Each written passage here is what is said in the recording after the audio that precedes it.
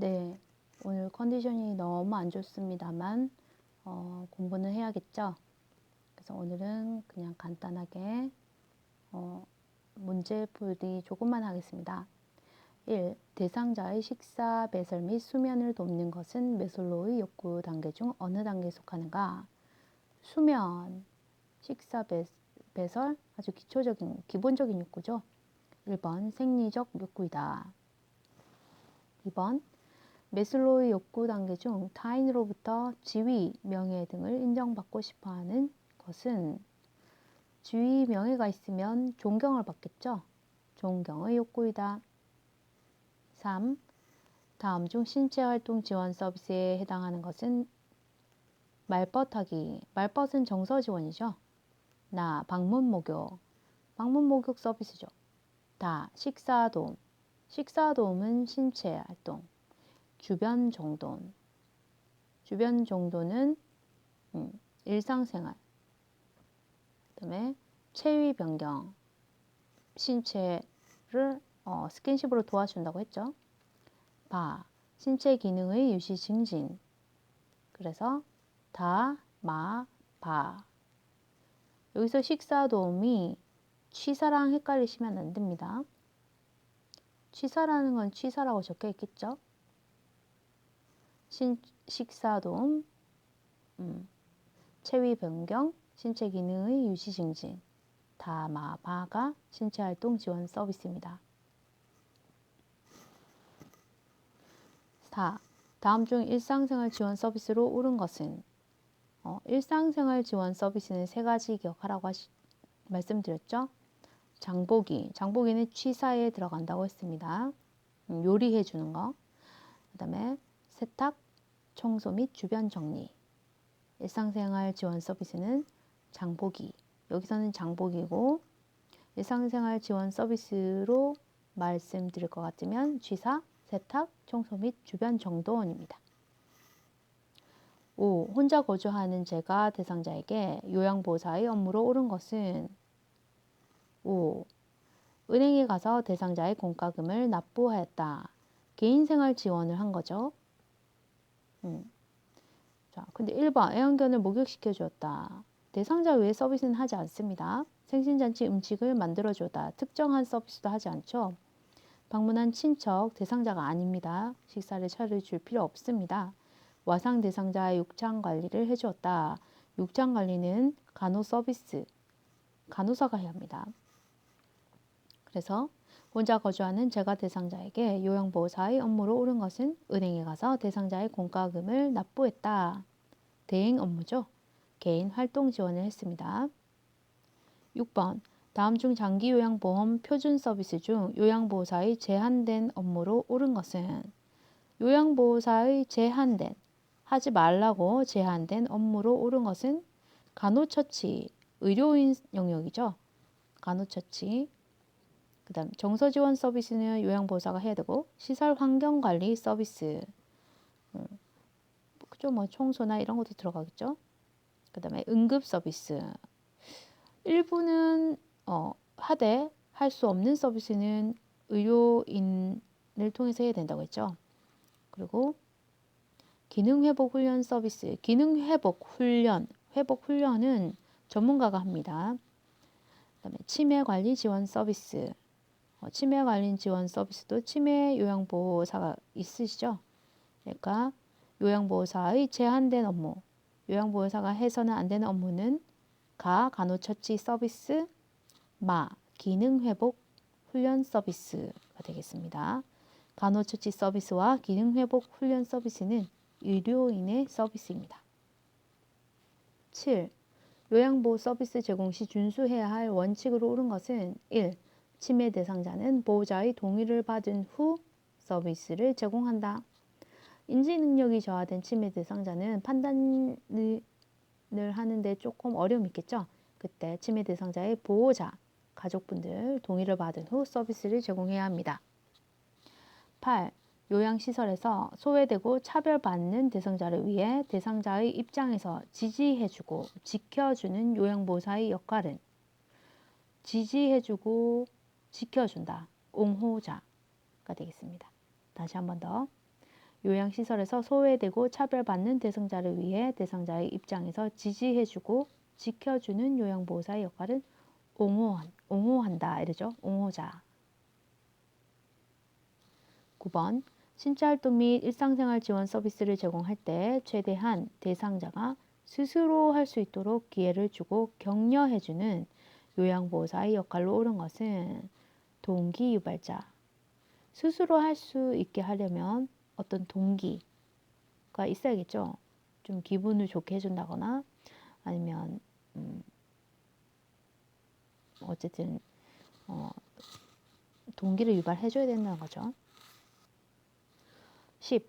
시설 입소 전 단계에서 시설생활 노인의 권리가 침해당한 우려가 있는 경우는 자, 시설 입소 전 단계라고 합니다. 자, 동료 생활 노인들의 정보를 제공받았다. 이거는 동료 생활 노인들의 정보 제공. 이 설명을 하면 안 된다고 했죠.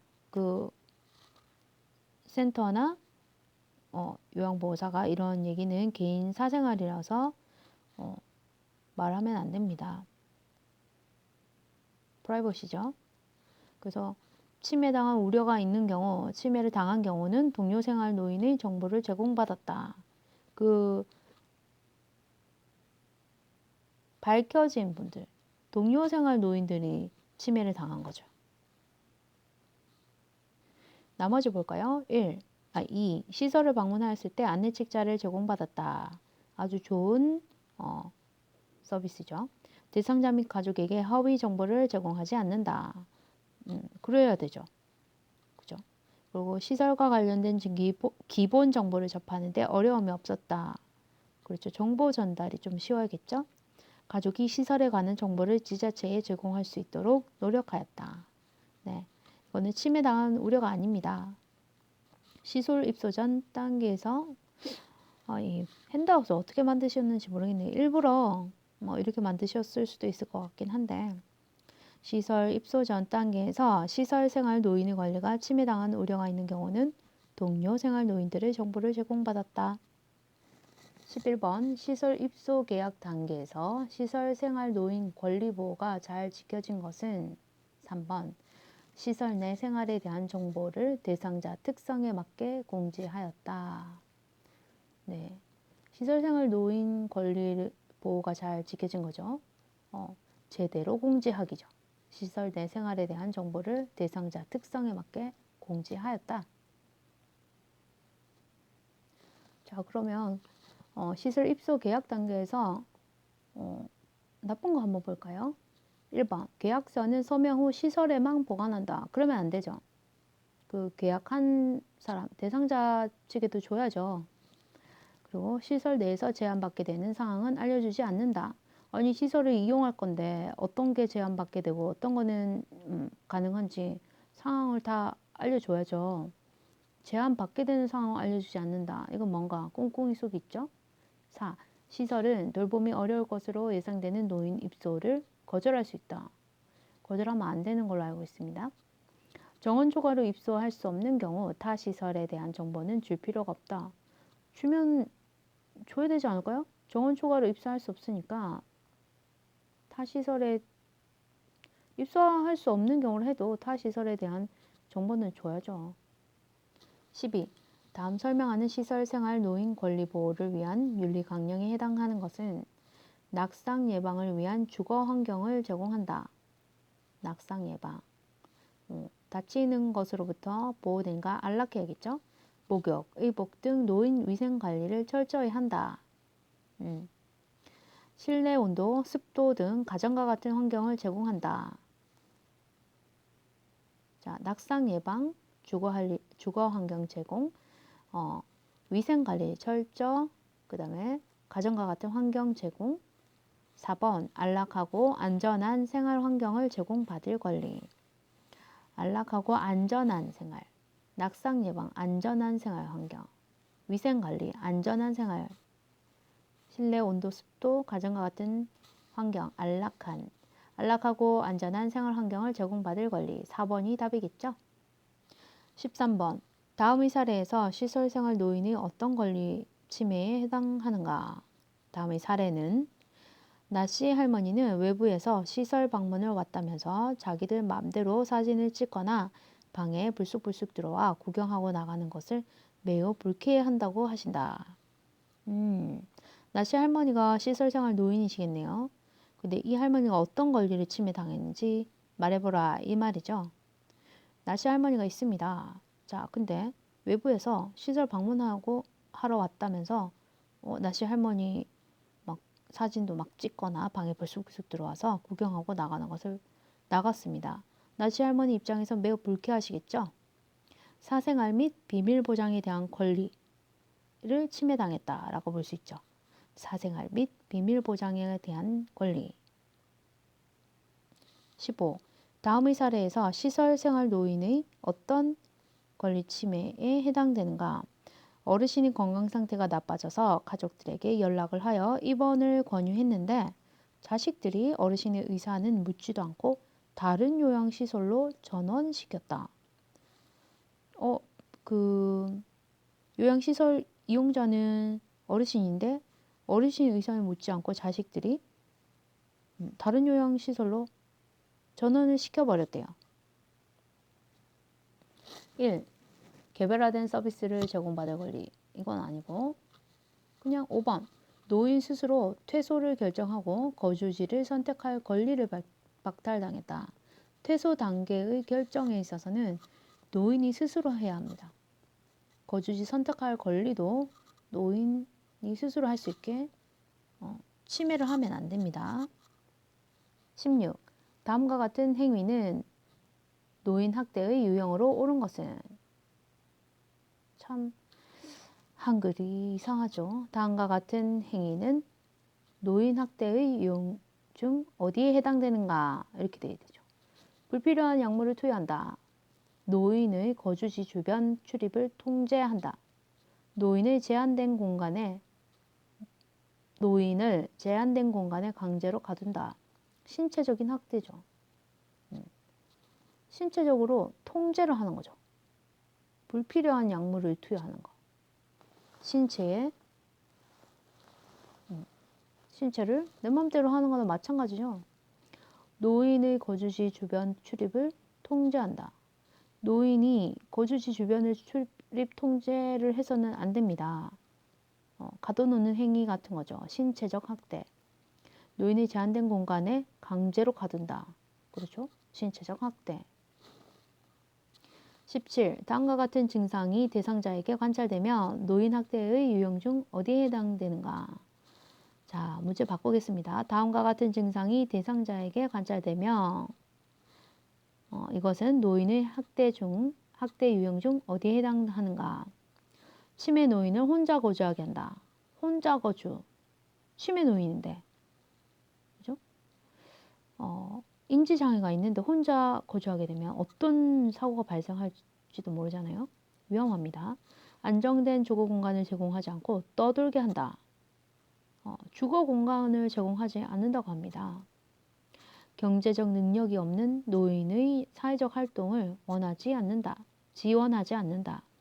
경제적 능력이 없는 노인의 사회적 활동을 지원하지 않는다. 방임이라고 하네요. 그냥 냅두는 거. 혼자 거주하게 하는 거. 떠들게 그냥 냅두는 거. 그리고 경제적 능력이 없는 노인 사회적 활동을 지원하지 않게 냅두는 거. 지원하지 않고 놔두는 거. 방임입니다. 저는 틀렸었네요. 방임. 18. 아들이 1년 전 노인요양시설에 늙은 아버지를 맡기고는 연락을 끊었고 현재 보호자 분담금이 수개월 밀려 있다. 일단 이러한 노인 학대의 유형은 무엇이냐? 노인요양시설에 늙은 아버지를 맡기고는 연락을 끊어버렸답니다. 그리고 보호자 분담금이 밀렸다고 합니다. 유기한 거죠. 고려장처럼 버리고 간 셈입니다. 유기. 버렸다는 말 쓰면 안 되지만 그런 느낌이죠. 어쨌든 유기에 해당됩니다.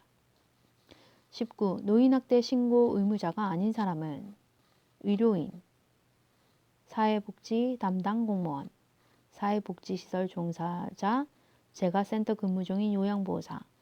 이분들은 모두 신고 의무자이죠.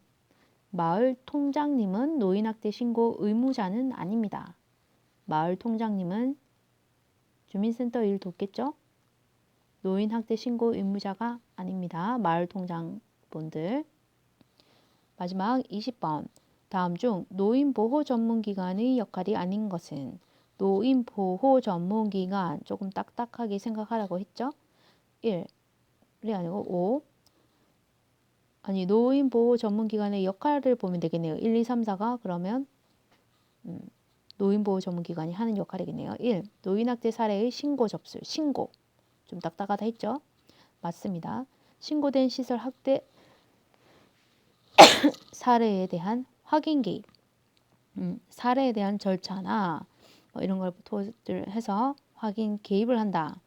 이것도 노인보호 전문기관의 역할입니다. 시설의 학대 사례 판정에 대한 자문. 이것도 노인보호 전문기관의 역할이고, 학대 사례에 대한 사례관리 절차 지원. 이것도 노인보호 전문기관의 역할이죠.